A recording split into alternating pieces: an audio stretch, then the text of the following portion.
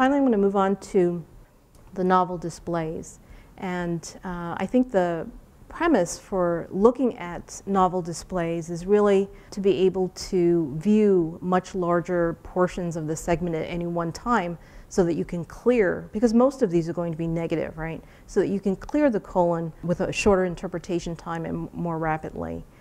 Additionally, some find that the fly-through is not as intuitive. It may be for gastroenterologists, but not particularly for radiologists. And so some of these novel displays may be easier for radiologists.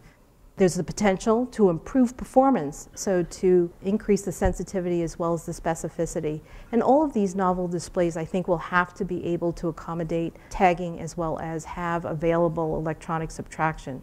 Computer-aided detection for polyps is available for the standard, I think, views, but has not been implemented for many of the novel displays.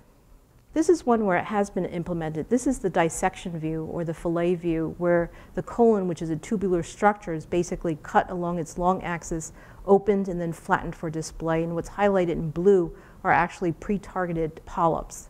The problem with the dissection view is you can see, I think that you see that already right over here, is that when you get into an area where you have an acute angular portion of the colon, you actually get quite a bit of distortion. So you can miss lesions in those areas.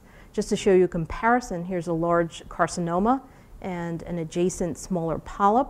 This is a dissection view, and can you pick out the large carcinoma? So that is actually sitting right here, but it looks quite a bit different from the endoluminal view, doesn't it? And then that smaller polyp is sitting right here. However, it does match quite nicely the pathology view. This is the band view, and this is where your eye is actually sitting right in the center of the lumen, and the folds will rotate around you as you progress through the colon. It can be combined with computer-aided detection. The white areas are actually tagged material, and so this is out of Asia, and so this is a novel display. This is another display out of Europe and Asia. This is using dual 2D, 3D viewing, where you combine your axial view with the endoluminal view. And I have a clip to show you, but there's a large polyp.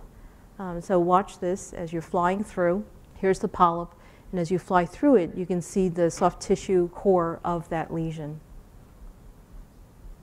And then finally, virtual holography, and we call this true 3D imaging, and it really does make use of depth perception and motion parallax, and so you have to wear the glasses for stereoscopic vision. We add in the intuitive hand-directed control, and so you can manually actually control what you're seeing. And for the colon, it's available for other organs as well. You can actually lift the structure out of the normal flat plane into true 3D space, and it really is exceptional, and I would encourage you to try it. Here's a clip just to show you how you can really just pick it out. You as the user can direct how you segment the colon.